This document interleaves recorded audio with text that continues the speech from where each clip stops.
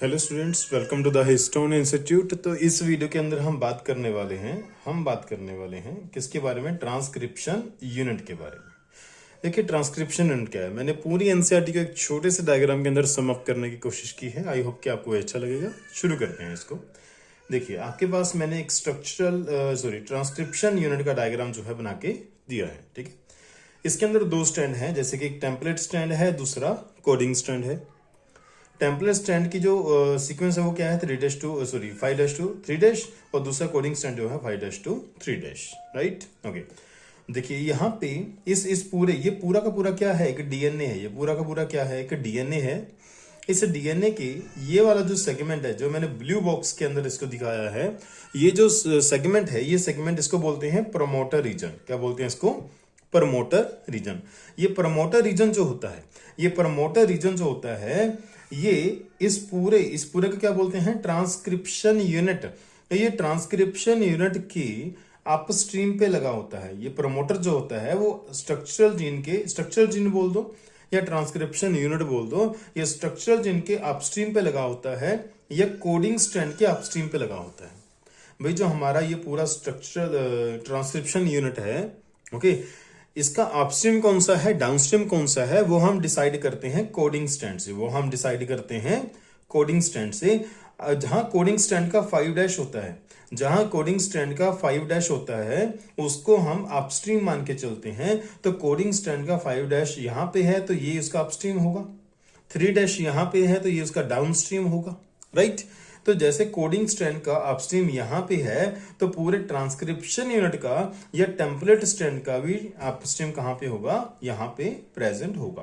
तो promoter region जो होता है, प्रमोटर जीन जो होता है, वो कोडिंग स्ट्रैंड के या टेम्पलेट स्ट्रैंड के स्ट्रक्चर जीन के अपस्ट्रीम पे प्रेजेंट होता है। कहां पे प्रेजेंट होता है? अपस्ट्रीम पे प्रेजेंट होता है। Got it? चलिए, उसके बाद ये प्रमोटर करता क्या है? देखिए, इस प्रोसेस के अंदर हम करते क्या है? ट्रांसक्रिप्शन के अंदर क्या होता है? हम डीएनए की सीक्वेंस से आरएनए की सीक्वेंस को बनाते हैं। सम अप करके हम ये बोल सकते हैं कि डीएनए से आरएनए बनाते हैं। DNA is not the raw material of RNA. DNA से आरएनए बनता है, इसका मतलब है कि डीएनए के अंदर जो नाइट्रोजन बेसिस की सीक्वेंस होती है, उस सीक्वेंस के आधार पे आरएनए की सीक्वेंस को हम डिसाइड करते हैं, बनाते हैं। Right, okay. तो डीएनए की सीक्वेंस से आरएनए की सीक्वेंस बनती है। तो इस प्रोसेस के अंदर कौन सा एंजाइम यूज होता है? यहां पे एंजाइम यूज होता है डीएनए डिपेंडेंट आरएनए पॉलीमरेज। और ये एंजाइम आके इस साइट के अंदर, यानी कौन सी साइट के ऊपर आके वो अटैच होगा? इस पूरे स्ट्रक्चर में वो आके प्रमोटर के ऊपर अटैच होगा। यानी कि प्रमोटर वो साइट है, वो लोकेशन है जो कि हमारे स्ट्रक्चरल जीन या कोडिंग स्ट्रैंड की अपस्ट्रीम यानी कि 5' एंड पे होती है। और ये डीएनए डिपेंडेंट आरएनए पॉलीमरेज को बाइंड होने के लिए एक लोकेशन, एक साइट प्रोवाइड करती है। Right, okay. दूसरा, जो रेड बॉक्स के अंदर हमने इसको बंद किया है, ये क्या है? ये है टर्मिनेटर। ये क्या है? ये है टर्मिनेटर। तो टर्मिनेटर कहां होता है? भाई, टर्मिनेटर हमारे स्ट्रक्चरल जीन के या कोडिंग स्ट्रैंड के 3' एंड पे होता है। और 3' एंड को क्या बोलते हैं? डाउनस्ट्रीम। 3' एंड को क्या बोलते हैं? डाउनस्ट्रीम। तो ये कहां लोकेट करता है? 3' एंड पे। और 3' एंड को क्या बोलते हैं? डाउनस्ट्रीम बोलते हैं। किसका डाउनस्ट्रीम? कोडिंग स्ट्रैंड का भी, स्ट्रक्चरल जीन का भी, या पूरे ट्रांसक्रिप्शन यूनिट का। Got it? ओके। तो जिस स्ट्रैंड को हमने कोडिंग स्ट्रैंड माना, तो उसके ऑपोजिट जो दूसरा स्ट्रैंड होगा, उसको हम क्या बोलेंगे? उसको हम बोलेंगे टेम्पलेट स्ट्रैंड बोलेंगे। यही वो टेम्पलेट स्ट्रैंड होता है जो कि ट्रांसक्रिप्शन करता है, जिसकी सीक्वेंस के आधार पे आरएनए बनता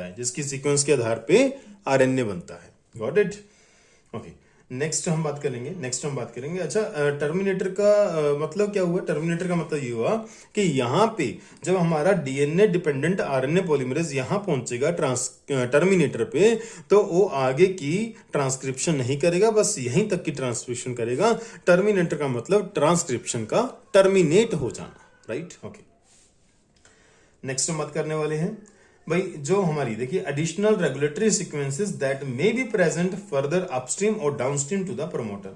जो प्रमोटर रीजन हमने यहां पे दिखाया है, इस प्रमोटर रीजन के अपस्ट्रीम पे, अपस्ट्रीम मतलब इस साइड में, डाउनस्ट्रीम मतलब इस साइड में, अपस्ट्रीम और डाउनस्ट्रीम यहां भी कुछ डीएनए सीक्वेंसेस होती हैं, यहां भी कुछ डीएनए सीक्वेंसेस होती हैं जिनको हम रेगुलेटरी सीक्वेंसेस कहते हैं, जिनको हम क्या बोलते हैं, रेगुलेटरी सीक्वेंसेस कहते हैं।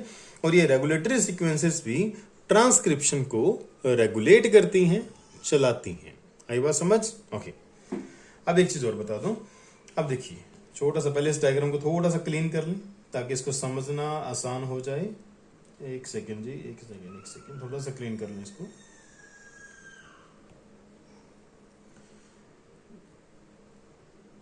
अब देखिए भाई हमारा जो डीएनए डिपेंडेंट आरएनए पॉलीमरेज होगा वो यहां पे आके बाइंड करेगा, यहां पे आके बाइंड करेगा, तो वो भी किस डायरेक्शन में पॉलीमराइजेशन करता है न्यूक्लियोटाइड्स की, वो भी 5' से 3' की डायरेक्शन में करेगा। अगर टेम्पलेट स्ट्रैंड का 3' यहां पे है तो इसका मतलब जो नया स्ट्रैंड बनेगा उसका 5' यहां पे होगा।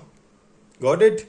यानी कि मैं ये बताना चाहता हूं कि जो टेम्पलेट स्ट्रैंड होगा उसकी डायरेक्शन हम 3' to 5' ही लेके चलेंगे, क्योंकि हमारा जो नया स्ट्रैंड बनेगा डीएनए डिपेंडेंट आरएनए पॉलीमरेज से, वो भी पॉलीमराइजेशन करेगा 5' to 3' डायरेक्शन में। वो कभी भी उल्टी डायरेक्शन में पॉलीमराइजेशन नहीं करते। जितने भी डीएनए डिपेंडेंट डीएनए पॉलीमरेज या आरएनए पॉलीमरेज होते हैं वो सभी 5' to 3' डायरेक्शन में ही पॉलीमराइजेशन करते हैं। सो उनका जो टेम्पलेट स्ट्रैंड होगा वो होगा जो 3' to 5' डायरेक्शन में प्रेजेंट होगा। Got it? तो कोडिंग स्ट्रैंड जो होता है, कोडिंग स्ट्रैंड के 5' पे प्रमोटर लगा होता है, तो यहां पे आके अगर हमारा पॉलीमरेज बाइंड करेगा तो वो तो इस डायरेक्शन में ग्रो करेगा ना स्ट्रैंड को, तो इस डायरेक्शन में ग्रो करेगा, लेकिन इस डायरेक्शन में ग्रो नहीं हो सकता क्योंकि टर्मिनेटर इस साइड पे प्रेजेंट है।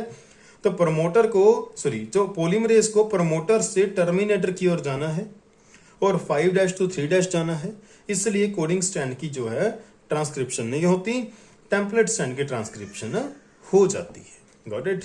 चलिए कुछ क्वेश्चंस को देख लेते हैं। Transcription unit primarily consist of, transcription unit के अंदर प्राइमरली कौन कौन सी साइट्स होती हैं? एक रीजन होता है, 2 रीजन होते हैं, 3 रीजन होते हैं, none of these.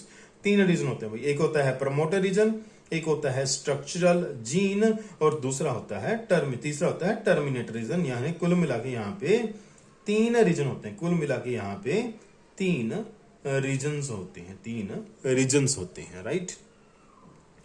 Next, transcription primarily required. Transcription जब हम करते हैं तो हमें प्राइमरली किसकी जरूरत होती है? हमें जरूरत होती है RNA dependent RNA polymerase, DNA dependent RNA polymerase, DNA dependent DNA polymerase, RNA dependent RNA polymerase. तो हमें जरूरत होती है डीएनए डिपेंडेंट आरएनए पॉलीमरेज की। Second is the right answer. Next है हमारे पास template strand of transcription unit are. जो टेम्पलेट स्ट्रैंड होता है ट्रांसक्रिप्शन यूनिट का, वो कौन सी डायरेक्शन में होता है? 5' to 3' मान के चलते हैं, या 3' to 5' मान के चलते हैं, या site of catalysis of enzyme required for transcription. वो जो ट्रांसक्रिप्शन भाई जो हमारा ट्रांसक्रिप्शन का एंजाइम है उसकी जो कैटालिसिस की साइट होती है, क्या वो टेम्पलेट स्ट्रैंड होता है? या बोथ 2 and 3? अब पहली बात भाई, हमारा प्रमोटर जहां पे है और टर्मिनेटर जहां पे है, प्रमोटर जहां पे है, टर्मिनेटर जहां पे है, वहां पे हमको ये स्ट्रैंड देखना है कि जिस स्ट्रैंड को हम टेम्पलेट स्ट्रैंड बोलेंगे, प्रमोटर के पास उसका 3' एंड होना चाहिए, टर्मिनेटर के पास उसका 5' एंड होना चाहिए, ताकि हमारा पॉलीमरेज प्रमोटर से लेके टर्मिनेटर की ओर 5' to 3' की डायरेक्शन में ग्रो कर सके और एंटी पैरेलल स्ट्रैंड बना सके, एंटी पैरेलल स्ट्रैंड बना सके। Got it? तो हमारा जो टेम्पलेट स्ट्रैंड होगा उसको हम 3' to 5' ही मान के चलते हैं। उसको हम क्या मान के चलते हैं?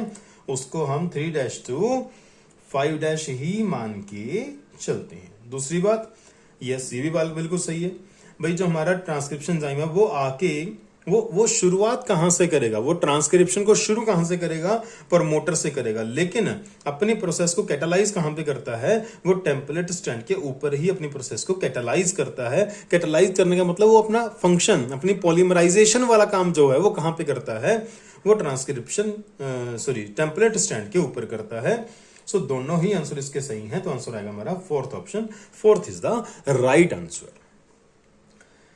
What is the coding stand of given template. अगर ये हमारा टेम्पलेट स्टैंड है, देखिए टेम्पलेट स्टैंड क्या होता है, 3 to 5 इसका मतलब प्रमोटर 3 के पास यहां पे होगा और टर्मिनेटर 5 के पास यहां पे होगा according to template strand, right. Okay, अब यहां पे हमें देखना है कि इसके सामने वाला जो कोडिंग स्टैंड होता है, जिसके आधार पे हम प्रमोटर और टर्मिनेटर की लोकेशन को बताते हैं, वो कैसा होगा। भाई अब ये 3 है तो इसका ऑपोजिट 5 आएगा। ओके, तो 5 पे आना चाहिए ए का ऑपोजिट टी, टी का ऑपोजिट ए, जी का ऑपोजिट सी, सी का ऑपोजिट जी, ए का ऑपोजिट टी, टी का ऑपोजिट ए, जी का ऑपोजिट सी का ऑपोजिट जी, ए का ऑपोजिट टी और 5 का ऑपोजिट 3। तो हमारा ये आंसर बन सकता है।